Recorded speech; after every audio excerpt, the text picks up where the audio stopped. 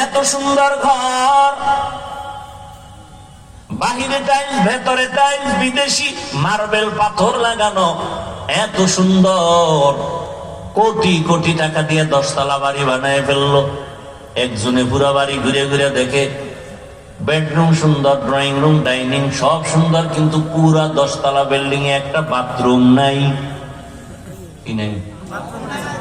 মালিকের কেউ এত সুন্দর বিল্ডিং করলেন, বাথরুম নাই কেন?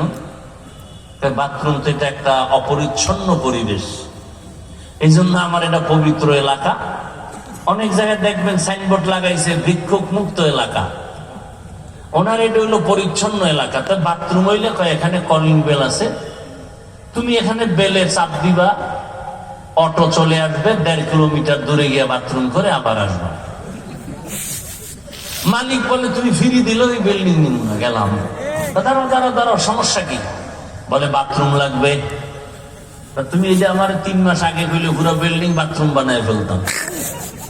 না, তাও হবে না। কি লাগবে? বলে প্রত্যেক ইউনিটে 2টা করে বাথরুম দাও, সুন্দর করে সাজাও। এবার মালিক বলে সময় দাও। এবার বাথরুম বানাইছে এত সুন্দর, bedroom, dining room, drawing room থেকে অনেক সুন্দর বানাইছে বাথরুম। চেয়ার দিয়ে দিছে বাথরুমের ভিতরে, বসে বসে কামসারো চেয়ার। এরপরে আবার এসি লাগানো, সেই ঠান্ডা মাঙ্গা গরম। এরপরে সামনে আবার টেলিভিশন। শুধু বয়ে বয়ে সময় নষ্ট করার দ্বারা লাভ আছে? দুনিয়ার খবর লও। এত সুন্দর টাইলস, মোজাইক করা বাথরুম। এই যে কুমিল্লা রোডে এত হোটেল, কোন দুনিয়ায় না?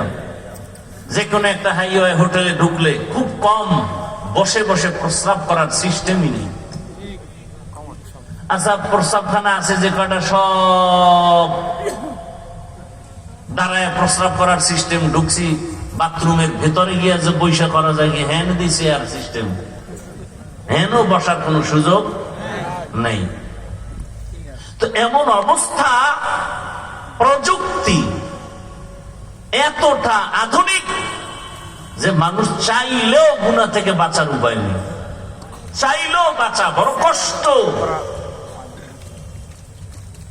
আপনি বাচ্চাদের কোন পোশাক কিনতে যাবেন কুমিল্লা শহরে, কার্টুন ছাড়া কোনো পোশাক, কোনো প্যান্ট, কোনো শার্ট কিছুই পাওয়া কঠিন হয়ে যায়।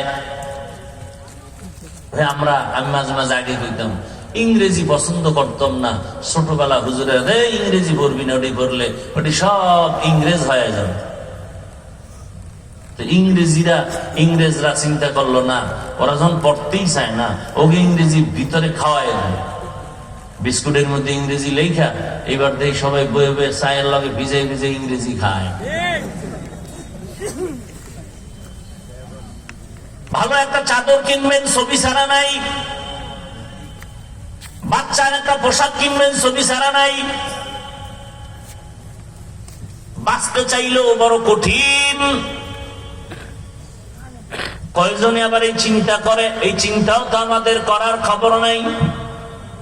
একটা হইলেই তো হইল, এত ফতুয়া দেন কেন?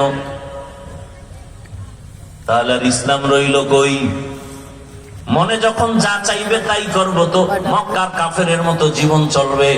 আল্লাহর মোহাব্বতে, রসুলের আদর্শে জীবন আর চলবে না, সভ্যতাও জমিনে থাকবে না। আমেরিকার ডব্লিউ বুশ এক বক্তব্যে বলেছিল, আমি চাই দুনিয়ার সব যুবক হবে দাড়িবিহীন, আর সব যুবতী হবে পর্দাহীন।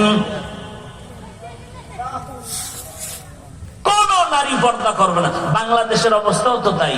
মেয়ে যদি বলে আমি ওড়না পরবো না, বাবার কোনো অধিকার নাই মেয়েটাকে চাপ দিবে, কোনো খবর নাই, চাপ দেওয়ার কোন উপায় নেই। তাহলে বাবা অপরাধী। বড় কঠিন হালাত।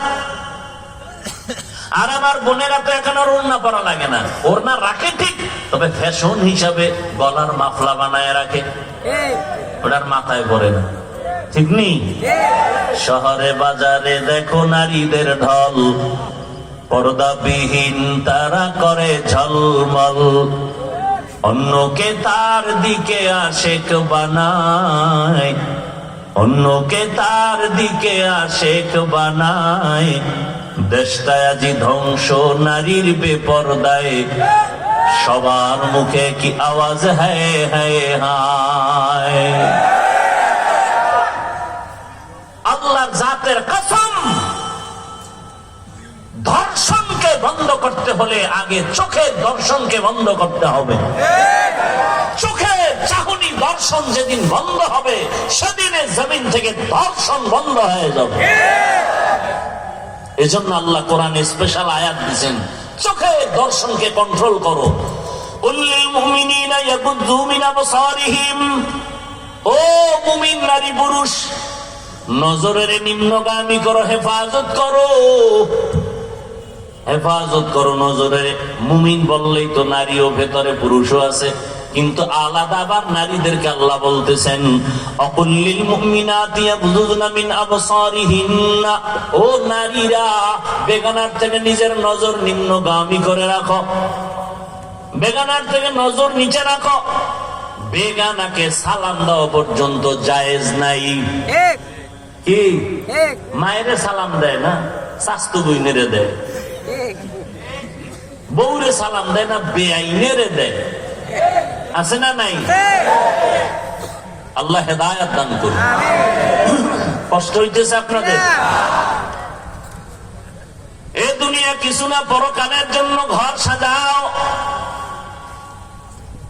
একজনে বিল্ডিং বানাইছে, গরম আর গরম, এসি লাগাইছে, দামি এসি, গরম সহ্য করা যায় না। এসি লাগাইয়া সব ছিদ্রগুলো বন্ধ করে দিছে, এরপরে বাহির থেকে কোনো গরম হাওয়া যেন ভেতরে না আসে, সব বন্ধ করে দাও।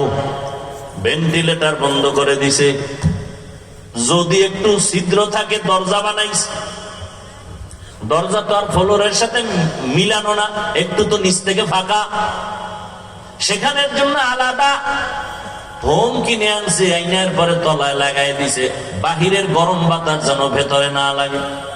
তোমার একটা ছোট্ট 13 বা 20 ফিট রুমের মধ্যে একটা এসি লাগানোর জন্য আরামে তুমি ঘুমাইবা কয়দিন? তোমার হায়াতের 1 মাসে তুমি প্রতিদিন ঘুমাও না, সফরে সফরে দৌড়াও, বন্ধু বান্ধব নিয়ে আড্ডা দাও, সামান্য কিছুদিন তুমি হায়াতের গ্যারান্টি নাই। বেশি যদি বলি 70-এর বেশি হায়াত পাবে না মুহাম্মাদের উম্মতেরা। রহমতের নবী বলেন, আমার উম্মতের হায়াত 60-70-এর মাঝখানে গড়। তাহলে 70 বছরের হায়াতের জন্য রুমটারে এমন ভাবে আটকাইছো, একটু বাহিরের সূর্যের আলো যেন না আসে, গরম বাতাস যেন না আসে, সব ছিদ্রগুলো বন্ধ করো 70 বছর জীবনটা আরামে রাখার জন্য। কিন্তু 70-এর পর তোমার একটা জিন্দেগি আসতেছে, কবর জগৎ, এরপরে হাসরের জগৎ।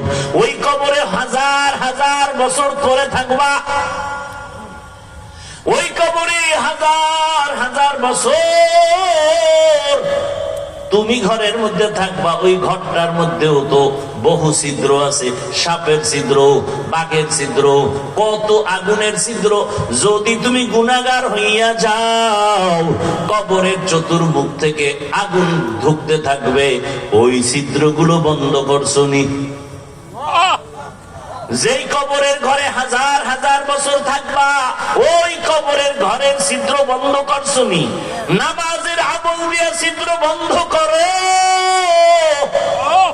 রোজার আমল দিয়া ছিদ্র বন্ধ করো, জিকিরের আমল দিয়া ওই ছিদ্র বন্ধ করো। কারণ যেই বান্দা সব সময় আমার আল্লাহকে স্মরণ করবে, জিকির করবে, আল্লাহ পাক রব্বুল আলামিন ওই জিকিরের হালাতে এমন ভাবে তার রূহটা বের হয়ে যাবে, বাচ্চা মায়ের দুধ পান করতে করতে হঠাৎ করে ঘুমিয়ে যায়, অনুভব করে না দুধ পান কখন বন্ধ হয়ে গেল। বান্দা যদি আমার আল্লাহর মহব্বত নিয়ে সব সময় জিকিরের মধ্যে থাকে, ওই বান্দার রূহটা এমন অবস্থায় যাবে অনুভব করতে পারবে না। জিকরে হক মুদগিজাইনু হেরা মরহমা মুদই দিলে মজরুহেরা দিল জু খালি ইয়াদ হক সে আয়ে যাওয়া খানায়ে শৈতা है ओ दिल বেগুমান।